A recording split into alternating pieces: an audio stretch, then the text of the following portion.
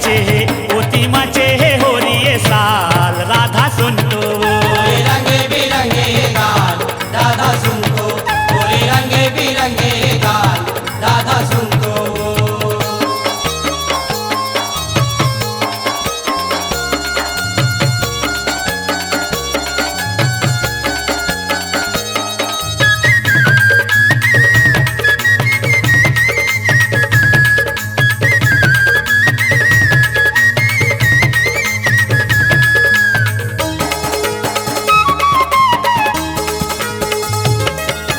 जैसा ने रंग के गोपी रचे जैसा ने रंग के गोपी रचे जैसा ने रंग के गोपी रचे जैसा ने रंग के गोपी रचे गोपी रचे है वो गोपी रचे गोपी रचे वो गोपी रचे गोपी रचे है वो गोपी रचे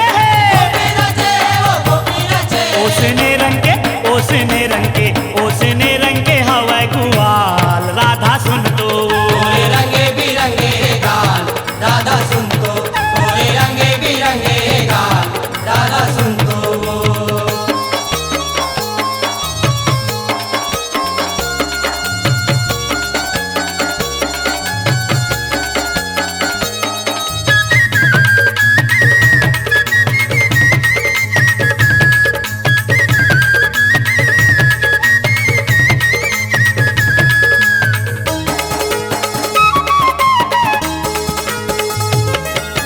पैजान पहिरे कान्हा किसन है पैजान पहिरे कान्हा किसन है पैजान पहिरे कान्हा किसन है पैजान पहिरे कान्हा किसन ये है ले कान्हा किसन है वो कान्हा किसन है कान्हा किसन है वो कान्हा किसन है कान्हा किसन है वो कान्हा किसन है कान्हा किसन है वो कान्हा किसन है गूंज पारा थे गूंज पारा थे गूंज पारा थे मृदंग ताल राधा सुन तो गोरे रंगे बिरंगे गाल राधा सुन तो गोरे रंगे बिरंगे गाल राधा सुन तो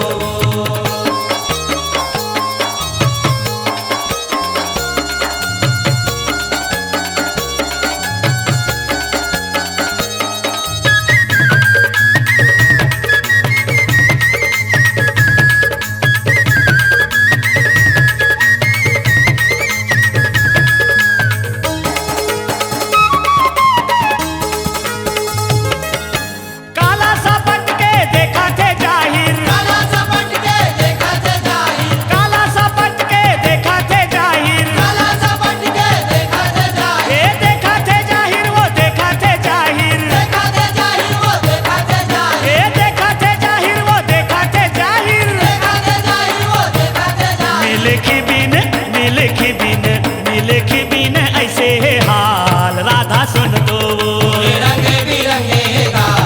राधा सुन तो गोरे रंगे बिरंगे गाल राधा सुन तो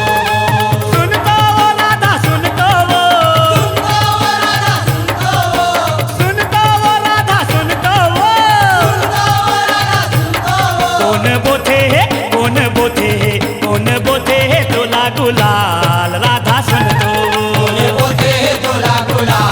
राधा सुन तो कौन बोथे तोला गुलाल राधा सुन तो कौन बोथे है तोला गुलाल